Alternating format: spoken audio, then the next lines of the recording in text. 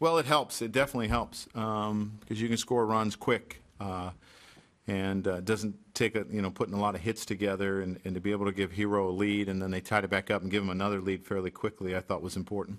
In that seventh inning, what did you like about Thornton against Napoli? When you had I just like the matchup, the experience. He's had success off of him.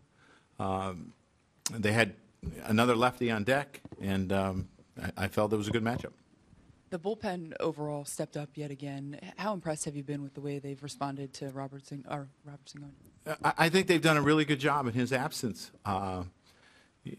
Sometimes when you lose someone and people are asked to do more than what they're used to doing, sometimes it takes them a little bit of time to adjust, but they've adjusted fairly quickly. Anthony. Joe, did you sense any frustration from Kuroda at times with his command today? Not really. I didn't really see him get too upset with himself. You can look at that seventh inning when he walked the first guy in 4 pitches, and then he goes out and gets the next out, and I thought he gathered himself fairly quickly. If he was frustrated, I didn't see it, but you probably have a better picture of his face than I do. Barry and Dan. Joe, could you explain the metrics that you use when you put the shift on with runners on second and third? Yeah.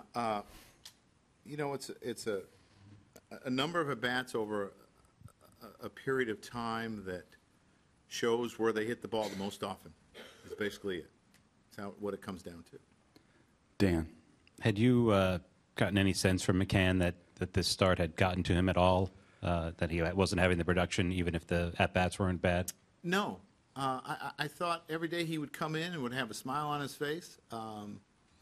Obviously he expects a lot from himself because he's been a productive player.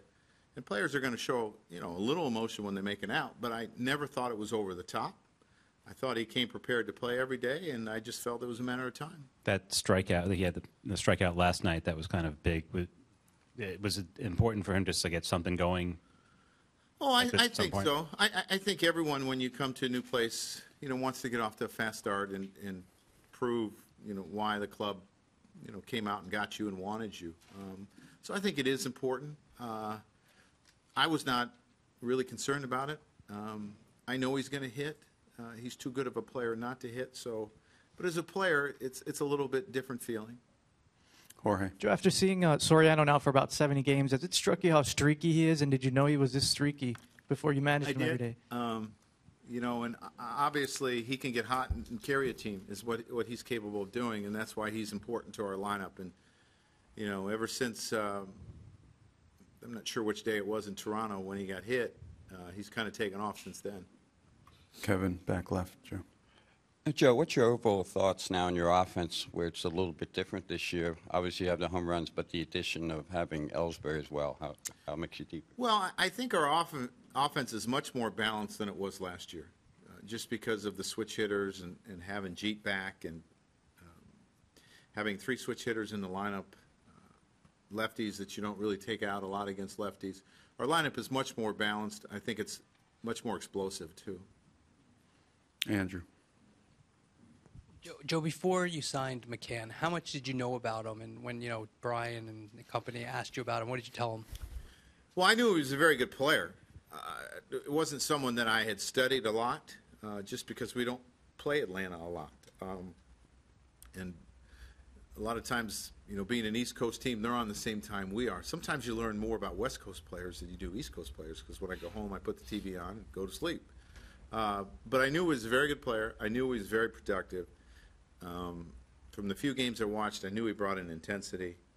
But you looked, you could look at what Atlanta had done and how he had taken a young pitching staff and molded them and got them to the playoffs.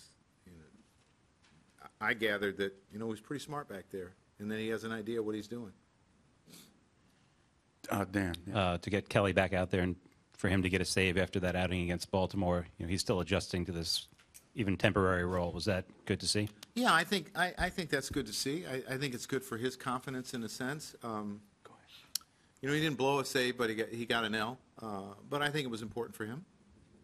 Brian.